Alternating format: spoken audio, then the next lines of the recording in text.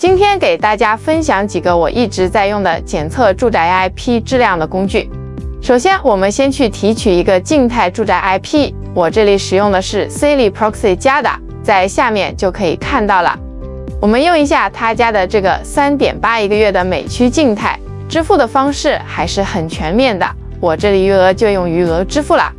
完成之后就可以点击这里跳转到个人中心啦。上面这里可以看到我们拥有未使用的所有静态，我们点击这里的提取，选择一个提取出来，接着在这里就可以看到了。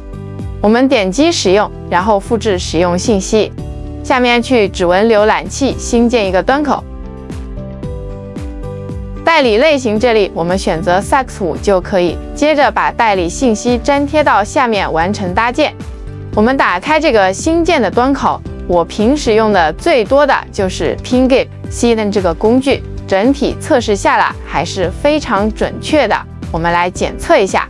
有结果了，上面显示双 ISP， 中间也是加宽原生，并且风险值也非常低，检测出来这样的质量就非常不错了。如果不放心，我也会用 Ping0.cc 这个工具再测试一次，这个工具也很权威，显示的更全面，可以看到跟上一个显示的一样，同样是双 ISP 原生加宽的结果，